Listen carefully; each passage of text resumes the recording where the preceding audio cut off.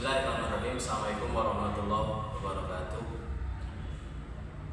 Alhamdulillah wassalatu wassalamu ala Rasulillah Muhammad ibn Abdillah wa ala alihi wa sahbihi wa mawala. Pertama-tama marilah kita panjatkan puji syukur kepada Allah Subhanahu wa taala. Selawat dan salam semoga tetap tercurah limpahkan kepada alam Nabi Maulana Muhammad sallallahu alaihi wasallam. Baik, selamat siang para mahasiswa yang pada hari ini insya Allah kita akan melanjutkan pertemuan yang minggu lalu, yaitu tentang mata kuliah fikih muamalah. Pada kesempatan siang hari ini kita akan melihat suatu buku yang berjudul Pengantar Fikih Muamalah, yaitu karya tulisan dari Dito Anugroho dan Ahmad Nilnal beserta kawan-kawan, mana dalam buku tersebut dikatakan fikih muamalah itu merujuk pada segmen khusus dari hukum Islam yang berkaitan dengan transaksi dan interaksi bisnis antar individu. Nah, dalam buku ini, buku pengantar fikih muamalah ini, di dalamnya akan membahas tentang dasar-dasar fikih muamalah, kemudian konsep akad, konsep jual beli, kontrak pengupahan, kontrak kerjasama, dan mudah-mudahan dengan mempelajari buku ini, memahami fikih muamalah tidak hanya penting bagi mereka yang beragama Islam, tapi juga bagi siapa saja yang berinteraksi dengan dunia bisnis yang memiliki nilai berdasarkan prinsip Islam. Kemudian yang kedua yaitu syarat bagi jual beli wahya ijab kabir itu, saya akan menjual barang pada kalian, itu saya menjual. Kemudian qabulnya ishtara itu saya membeli, jadi Anda menjual kepada saya, kemudian saya membeli barang Anda.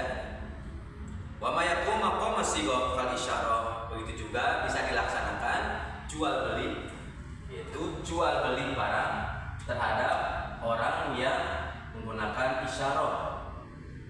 Berarti ada bermuamalah dengan orang lain menggunakan isyarah itu. Seperti bagi orang minal abkam wal afsor, orang yang tuli ataupun yang gaguh, yang tunawicara dan tunarungu, abkam ataupun afsor. Nah, orang yang bermuamalah, jika kita bermuamalah dengan seseorang yang mohon maaf gaguh, tunawicara ataupun yang tuli, nah kita bisa menggunakan isyarat dalam bermuamalah, itu menggunakan isyarat. Saya membeli atau menjual, bisa. Kemudian yang selanjutnya, barang yang kita jual atau yang kita beli an yakuna maujud. Jadi barang yang kita beli itu ada. Kalau barang pada transaksi sekarang, transaksi di media online, jual belinya itu karena dengan barang yang tidak ada, hanya menggunakan misalnya online shop, itu hanya menggunakan foto. Jadi si barang yang kita beli pada si penjual itu barangnya tidak ada, hanya berbentuk foto gitu ya, bermuamalah. Tapi kan yakin bahwa barang tersebut ada, karena nanti dikonfirmasi kepada si penjual, apakah barang tersebut ada. Kalau misalnya di kolom chat bahwa barang tidak ready, tidak ada stoknya, nanti bisa di cancel. Wujud ada. Kemudian ada yakuna tahirin muntafi'an, barang tersebut yang kedua yang dijual belikan itu adalah tahir, wujud tahir, itu suci, kemudian bermanfaat. Berarti bermuamalah, kita membeli barang yang tidak suci, barang-barang najis, mungkin tidak bisa berarti. Jadi yakuna tahirin muntafi'an bihima, barang tersebut suci ataupun bisa diambil manfaat. Bagaimana dengan jual beli pupuk? Itu kan dari hal-hal yang najis, karena bermanfaat, muntafi'an. Barang itu bermanfaat, an yakuna tahiran wa muntafi'an.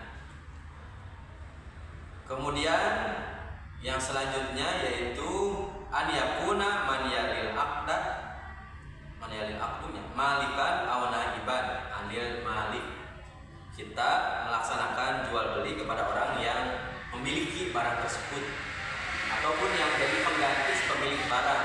Misalnya beli barang kepada si A langsung dengan si A, ataupun sekarang ada pihak ketiga, kita beli barang si A tapi lewat si B. Nah, B ini sebagai naiban, yaitu anil malik. Ada aplikasi yang mewakili bahwa yang menjual itu bukan si penjual tapi ada reseller, itu muamilan ataupun naiban anil malik.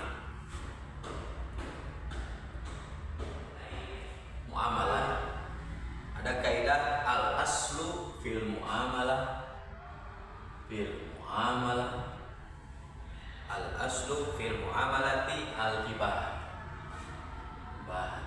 illa, kecuali al aslu fil muamalati al hibah illa an yadillah dalil ala tahrim. Al aslu fil muamalah al hibah, boleh transaksi bermuamalah, hukumnya boleh. Al aslu fil muamalah al hibah illa, kecuali an yadullah dalilun ala tahrim, kecuali ada dalil yang mengharamkan.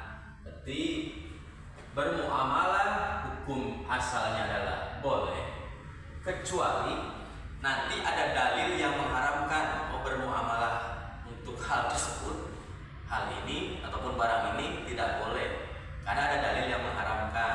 Misalnya khamr itu diharamkan, kemudian bangkai itu diharamkan.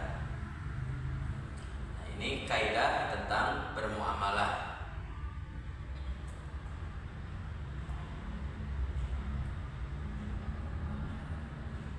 Kemudian yang selanjutnya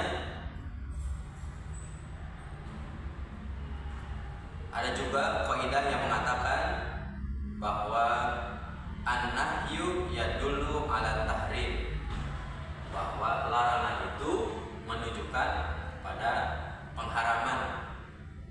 Pelarangan, nahyu dilarang, bahwa melarang sesuatu berarti itu haram. Misalnya kita dilarang untuk memakan bangkai, berarti hukum bangkai tersebut haram. Kemudian kita dilarang untuk membunuh, berarti membunuh itu haram hukumnya. Kemudian kita dilarang untuk mencuri, nah berarti mencuri itu haram, menunjukkan keharaman. Berarti apabila kita bermuamalah yang awal hukumnya ataupun asal hukumnya adalah boleh, apabila bermuamalah terhadap sesuatu yang mana sesuatu tersebut dilarang oleh agama, diharamkan, berarti bermuamalah di sana tidak boleh, diharamkan, dilarang. Al aslu fil muamalah al-ibahah ila an yadullah dalilu ala tahrim.